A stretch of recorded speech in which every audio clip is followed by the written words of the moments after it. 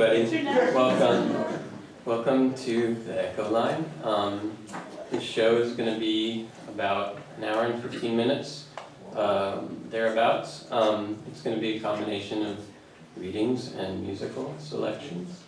There are a couple smooth transitions, so, applause. You'll know when to applaud. I'm not going to tell you guys what to do. You can do whatever you want. But thank you so much for coming. I'm really excited. Hope you guys are excited. So without further ado.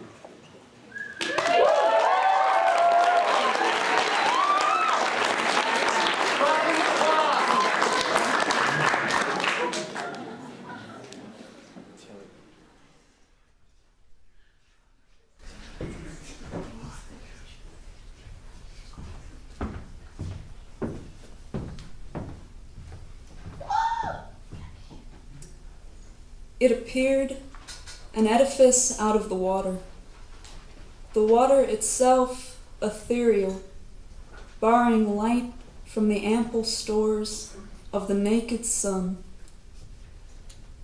The citadel, formed of 1,000 million filaments of ocean, or glass sanded down to a bowed curve like a sail, and I went with it. That great imagination.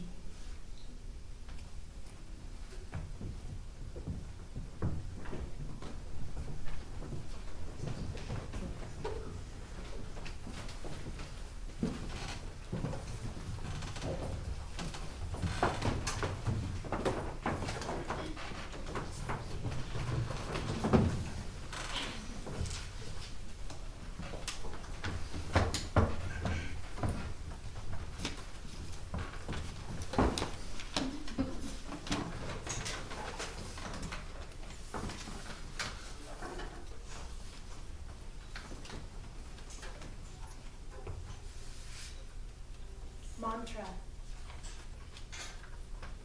Plectra. Lecter. Dexter. Cyprexa.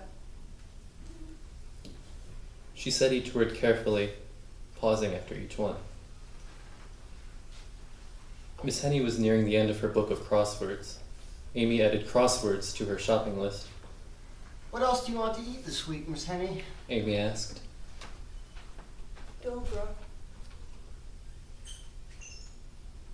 Deborah. Dante. Picasso. Amy added Picasso to the list and sighed. She set down her notepad and walked into the kitchen, separated from the living room by a half wall. She opened the cabinets one by one, took stock, and closed them again. She opened the refrigerator, which rumbled in protest, as though it was not to be disturbed. Meadow. Meadow. Louder now. Miss Henny, why don't you try writing your answers down so you can remember them? No response. Amy walked back into the living room and sat on the white sofa adjacent to Miss Henny's chair. She added Cheerios, apples, soy milk. She paused, thumped her pencil against her bottom lip, added walnuts, celery, raisins. She pulled her legs up under her and began to doodle little curlicues and zigzags in the margins. Miss Henny set her crossword down in her lap and leaned toward Amy, brow furrowed with concern. Did we miss church this morning? No, ma'am, it's Tuesday. She was used to this question. Miss Henny smiled and eased herself back into her seat. That's good. She hadn't been to church, or anywhere else, for 2 years. A stroke had left her without the use of her right leg. Have you thought of anything you'd like to eat this week? Amy tried again. No. Miss Henny shook her head. It's all the same to me, darling. Miss Henny's favorite time of day was her afternoon nap starting around 2 or 3 o'clock. In a half state, she could listen to the sounds of the house, the water heater growling, the bumps and scrapes from the attic, someone moving in the kitchen. These sounds never changed. even as the voices on the television began speaking another language, as the roar of airplanes got closer and closer, as her own voice began to break and quiver. Without waking up, she could open her eyes onto any moment of her life. She could walk up the stairs to her bedroom and watch the men next door play football with their boys in the backyard.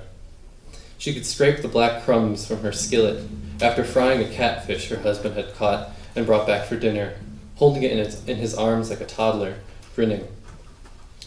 She could fill the room with her nieces and nephews, in their spring dresses and Oxford shirts after Easter Mass, her brothers smoking around the little table by the garden. She could refill the seltzer bottles, Coke bottles, vermouth bottles, beer bottles, baby bottles.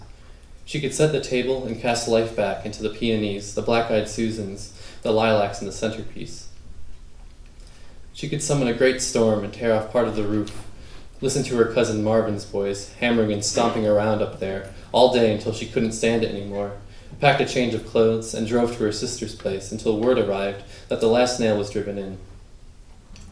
She could remember the names of everyone she had ever met, could wander through the garden, could set new paths, could travel underneath the garden and tickle the roots of tomato vines, could travel deeper down into a great subterranean hall, walk up the aisle toward a dark figure waiting there with his hand outstretched.